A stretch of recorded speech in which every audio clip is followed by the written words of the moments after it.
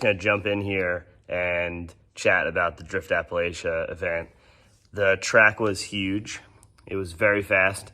The radius of most of the turns were the size of Irwindale's inner bank, and some of the bigger ones were the same diameter or radius as Irwindale's big bank. So for you guys wondering how fast this was, it doesn't really do it very much justice. The car speed exiting most of the turns was 70 plus miles per hour. The turns to link them, like unless you had a metric shitload of horsepower, it had to be handbrake, had to be forced, had to be a lot of things.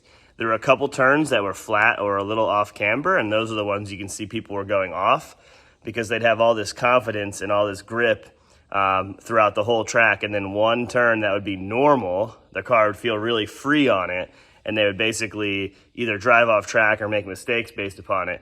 And it was crazy to watch because, like, I've been driving toge stuff for like 20 years. I kind of learned how to drift up in the mountains, or at least refine my skills there. I was living in Florida in the beginning, but it really makes it apparent being able to read what is going on track is the most important part. And yeah, I've just been doing it for a long time. I had to read, and you can watch some people go, oh shit, and try to fix it. And most of the time they're really good and they can fix it, but just being a little bit ahead of the curve and visualizing what's happening up ahead is a pretty serious thing when it comes to driving some of these roads that don't really have any safety barriers or anything. You know, they have a guardrail, that's gonna total your car. And then if they don't have a guardrail, it's the side of a mountain, which is gonna softly total your car. Or if you're lucky like Reese, you're gonna fly off, stay on the gas, and somehow pull it off. Insert that clip here.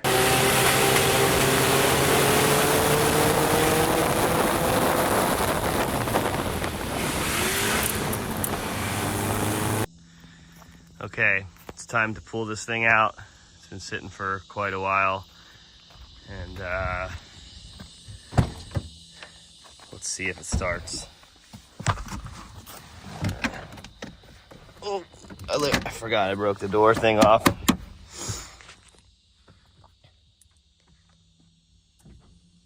Oh, we got power! Oh my gosh. 6 months of sitting. 6 months of sitting, and it fired right up. That's a test of that Optima in there. All right, I'm gonna go pull this in. We're gonna put 18s on it. We're gonna take these big 20s off. We're gonna change the shocks. We're gonna get this thing prepped for Drift Appalachia. All right, so we're prepping this thing. It's been outside and a hurricane just came through, so there's lots of crap everywhere. So we're gonna clean up some things. We're gonna go ahead and clean our K&N filter, which is obviously reusable and very dirty right now. I'm gonna switch over my two-way shock, or single-way shock that is in the front left because I didn't have a spare, to a new one. I'm already halfway through doing that. And I've switched over to 18s with a 275/40 18 up front and 295/40 18 in the rear. We're using G2s in the rear and T05 in the front. This is the exact same spec and everything that we run on the FD car in the front, so it'll give us plenty of grip for this car. Being that it's very, very heavy, this car is about 3,600 pounds. It needs a bigger tire just to be able to do what it needs to do. I still run fairly high tire pressures, so I'm excited to get this thing off the 20s and the 295/40s that were on there, have it sitting a little bit lower, be able to recreate and readjust some of the rear suspension to get it a little more anti-squat and a little bit more roll center adjustment, so it's not as slammed as it was on the 20s, but the ride height will be exactly the same. And just get some geometry back into it. Oil change, nut and bolt check, and then we're gonna go give this thing a test. Let's see how it goes. Okay, now that we have our shocks set to the correct height, I'm gonna leave this reservoir bracket loose so we can place it when we're in the car. I'll lock this back down. Again, we're gonna corner balance it so it doesn't have to be perfect, but it's very, very close. And then we will toss this back in to the top hat. Easy enough. Then we'll secure these bolts back in on the knuckle. We literally just got here. We got here, like road. now. And he's a space nerd now. I'm glad we got here. Okay, let's break this thing in. It's been sitting for a while.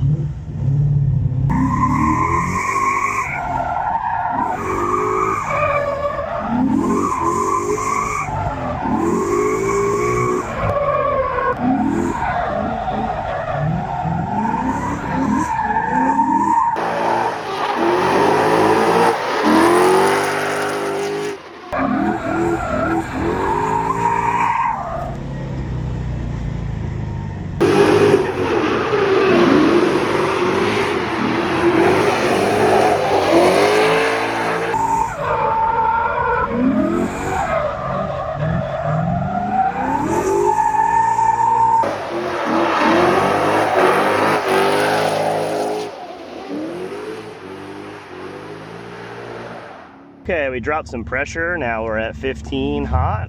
See how she does.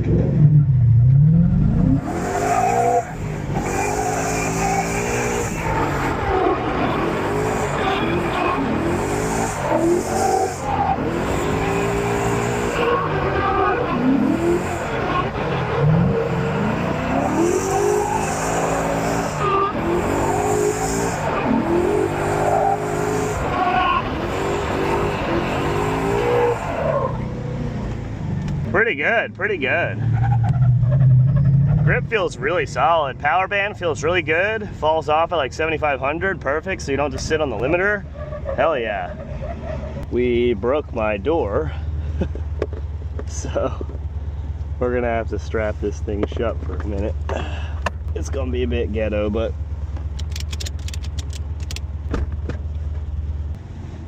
dude, V8s at 8,500 RPM are so sweet.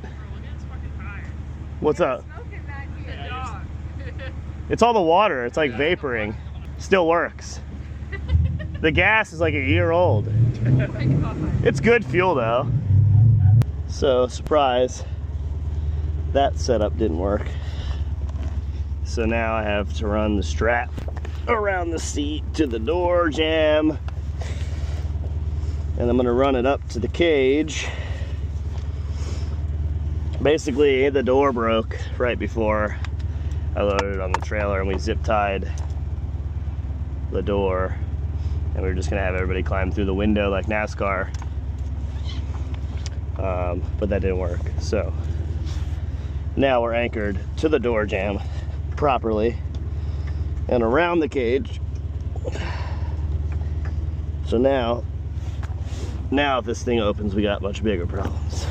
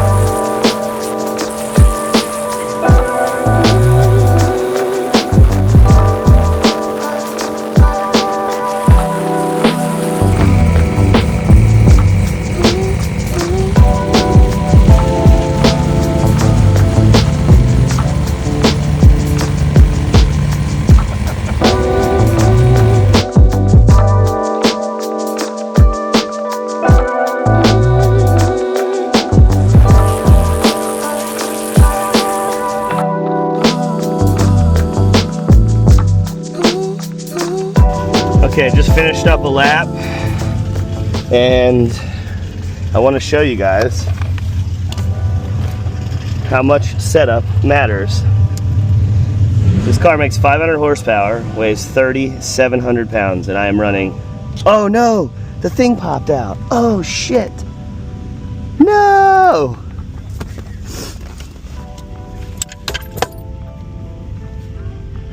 Let's try this again. I think this is the only parts that matter. No, it's missing the needle now. Oh my god. Is this the cool kid circle? Now that you're here, it is. Oh shit. Bro. How's it out there? Where you going? Dude, I went out really loose and it wasn't loose enough still. It's a very big road. Like, it has a lot of grip and it is really fast.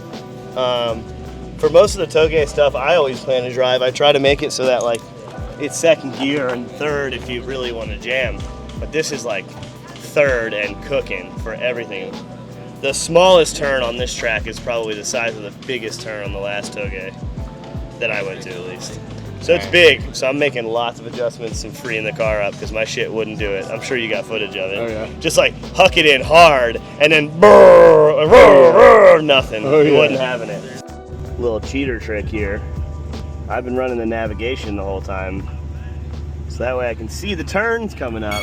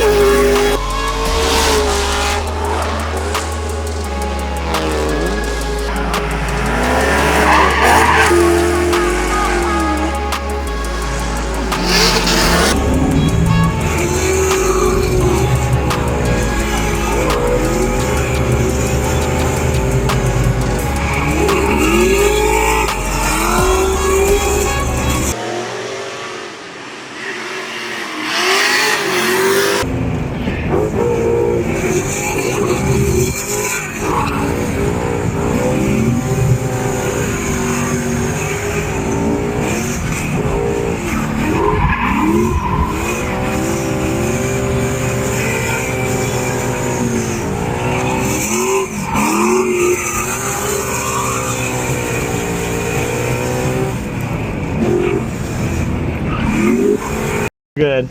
All right, I'm trying to squeeze in this thing. One cheek at a time. Dude. Over here before. Where's the Tighten belt? that belt up. I'm trying to find it. It's deep in there. You got it. Maybe put it to the outside of the seat. Dude, it's too short. I should have extended it first. We're good, we're Oh, good. it's too short. We're in. No, it's probably okay once we get this going. I don't know, he rides his mountain bike more than I do. So, oh my goodness. Yeah. Tuck the dick in. It's gonna work. It'll be fine. It's a science experiment.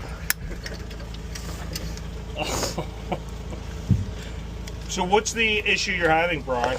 It just wants to go straight. Yep, same. And the power band is stupid. Way low. It's I- stupid. I think after this last run, I think the ECU's like doing some sort of torque production thing, maybe.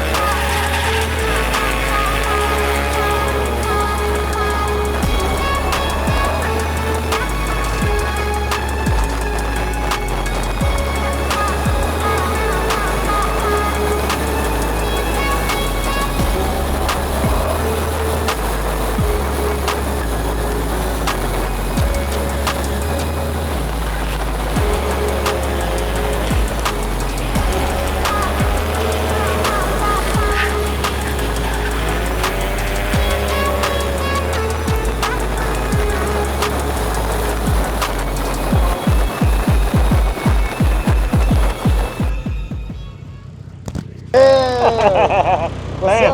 Oh, it's good. Maybe some weird IAT thing, but the chassis feels really good. It definitely needs more power. It definitely is lackluster in the power department. So something is probably messing with it a little bit. I was laughing when I pulled up. I was like, wait, what? I was so confused. I like trying to fit it here a little bit. It's a little tight. Damn, dude. Yeah, even with the issues, he can drive the hell out of this. Yeah, we were like, damn, he's whipping right now. Fuck. Yeah, I wonder if something else is like interfering with it wiring wise or something. Cause it's like wild. Yo, honestly, it was so funny. I just saw you in there. You're like, I was like, damn, okay. It's tight, dude. Yeah, I just saw this hand. You're just like, And the Han seat like makes it even harder for me. But it's still E36, so even though it's not perfect, it's amazing.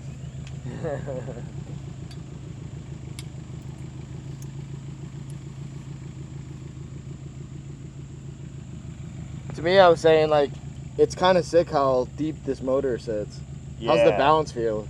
Oh, the steering is amazing. Oh, cool. Honestly, the steering is so much better than almost any E36 I've driven, which Wow. makes sense because like it's taking 250 pounds off the nose and scooting it back.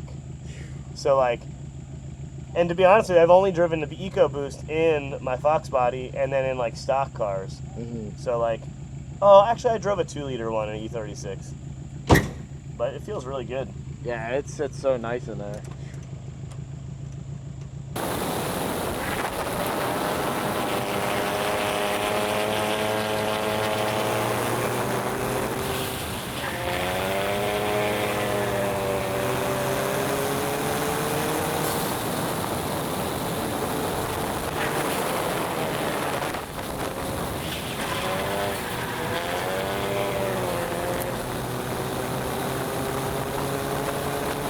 Something I want to talk about with these events that's important to me to kind of portray or promote is that it really brings it back to what drifting was when it started. I don't mean that in a way of like, oh, the cars, the this, the that, but the straight up mental like feeling of drifting these events is exactly like it was in the beginning. In the beginning, none of us had like crazy high horsepower cars, had really good setups, had really good anything, but the tracks were pretty easy. And with normal drifting, like when you go to a track, if you've been drifting for a year, almost everyone who's been drifting for a year can get through the track and link it before the end of the day or even lunch usually. And the challenge is missing there. These roads are so challenging that it took me 2 days to get a really good lap. And mind you, my first run at most FD events is my best run. So like, just to give you an idea of the challenge of it. And these are in cars that we freed up a bunch and all that. So the challenge and everybody working together and fighting this challenge together, and I don't know, maybe fighting is not the right word. It's maybe more of enjoying this challenge and pushing to sort the challenge out and everybody helping everyone understand it. Everybody giving pointers to people at different turns or setup tricks or anything that they've figured out, because as a group, we all wanted to conquer this mountain. The speeds were crazy. The turns were really big. They were on camber, had lots of grip. I was running 100 PSI in a car with 500 horsepower and really heavy. So it was a very different dynamic of drifting it. But that's what made it so exciting. And that's what made it really like a fun thing to have everybody there and involved with. And, you know, having the right people there is obviously key. So I just wanted to kind of point out how important it was to me to have drifting feel like that again, because that's why I do it. I do it for the challenge, and I do it for the growth, and I do it to be better every lap, and I do it for those to help people get better every lap. They start running and stuff. I'd see like that's not. It must be overloading the PDM somewhere. It's gotta be. We should probably on that coconut water out here. Sponsor me on that coconut water out here. Yeah. The fan's not working, so we just gotta break it up because it's in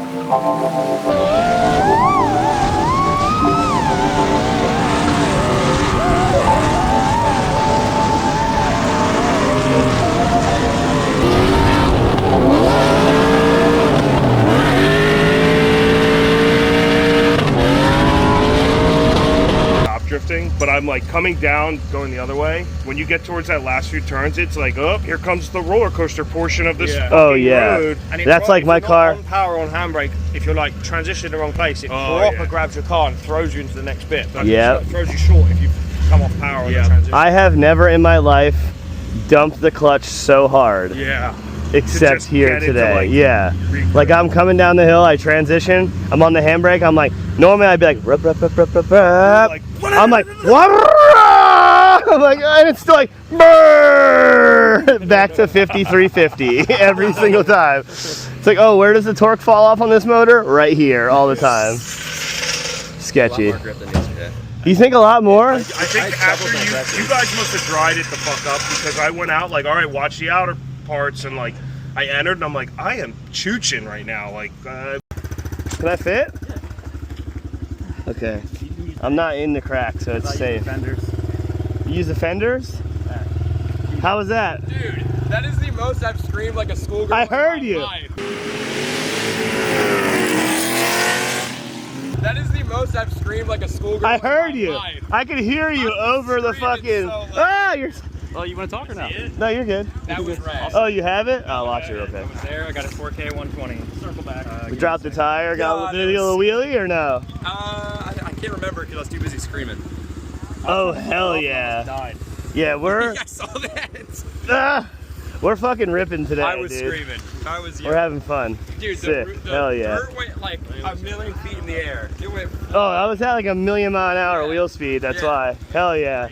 Damn, I need that clip. That's really good. That's right. Let's ride. Oh, I need the pegs? Yeah. Oh, okay, ready? Oh, fucking Jesus. Lunchtime, boys. Yep. Alright, third. What? Third. Oh, fuck. Alright, hold on, ready? Thank you. This thing's got some grunt, dude. Like? Yeah. The bike, how you? The gap is R33. Hell yeah. Got the gap cam.